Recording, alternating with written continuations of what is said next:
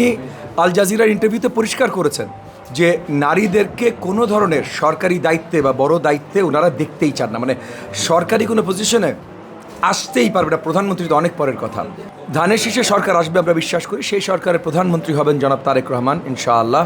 এখন তো প্রচারণার মধ্যে আছি, প্রত্যেক দিন একদম ভোর থেকে অনেক রাত পর্যন্ত আমরা যতখানি আমাদের ভোটারদের কাছে যেতে পারি, এলাকায় এলাকায় মুরব্বিয়ানদের সাথে, মসজিদে বলেন, সেটা হাউজিং সোসাইটি বলেন, অন্য যে কোনো মালিক সমিতি, আপনার কোনো ইন্ডাস্ট্রিয়াল গ্রুপ বা কর্মরত গ্রুপ, সবার সাথে আমরা বসছি এবং আল্লাহ তাআলার অশেষ রহমতে আমরা খুবই সুন্দর সাড়া পাচ্ছি। লোকজন আমাদেরকে খুব ভালোবাসার সাথে উইথ এনথুজিয়াজম আমাদের আগলে নিচ্ছেন। সো আমরা অত্যন্ত আশাবাদী ভাই যে বিপুল পরিমাণ ভোটে 12 তারিখে ধানের শীষ এই এলাকায় জয়যুক্ত হবে।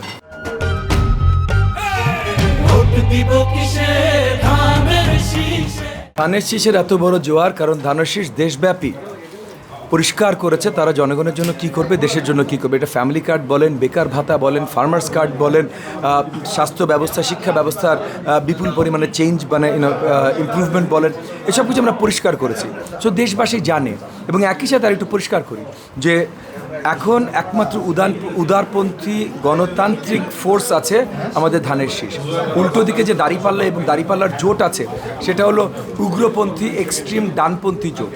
বাংলাদেশের জনগণ কখনো ডানপন্থী ছিল না, কখনো উগ্রপন্থী ছিল না। সো এই কারণে আমি বিশ্বাস করি এবং আপনি নিজেই বললেন যে বিশাল জোয়ার দেশব্যাপী ধানের শীষের, ইনশাআল্লাহ দেশব্যাপী, শুধু ঢাকা তারে আসলে না, দেশব্যাপী বিশাল জোয়ারে আমরা জয়যুক্ত হব। বলেছেন যে এটা ভুলবশত গেছে, কিন্তু এত বড় লেখা হঠাৎ করে ভুলে চাপ পড়ে যায় না, কেউ না কেউ তো লিখেছে এবং ওনার ওখান থেকে দিয়েছে। তো হতেই পারে উনি এটা পারমিট করেন নাই, মানে উনি নিজে বলেননি এটা দিতে, কিন্তু ওনার দলীয় কেউ দিয়েছে। বাট ওনার দলীয় কেউ দিয়েছে কারণ ওনার দলীয় বিশ্বাস এটা।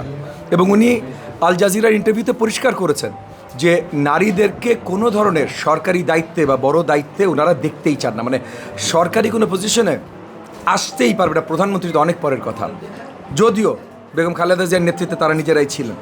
সো তারা কি বিশ্বাস করে, কি বলে, কখন বলে, এগুলো নিয়ে আমরা সকলেই সন্দিহান এবং জনগণের কাছে এখন পরিষ্কার যে আর যেটাই করেন না কেন দাঁড়িপাল্লার কথায় বিশ্বাস করতে পারবেন।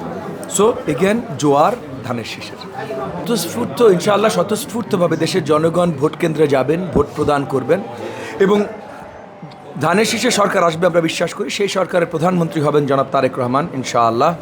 তো জনাব তারেক রহমানের নেতৃত্বে আমরা আবার সুন্দর উদারপন্থী গণতান্ত্রিক বাংলাদেশ, যেটা উন্নয়নের পথে যাবে, যেটা বললাম শিক্ষা ব্যবস্থা, স্বাস্থ্য ব্যবস্থা, ইন্ডাস্ট্রিয়াল পলিসি, আপনার ইকোনমিক পলিসি, সব কিছুতে আমরা আমূল পরিবর্তন আনবো যেন সুন্দর বাংলাদেশ, সুশৃঙ্খল বাংলাদেশ আমরা সামনে করতে পারি।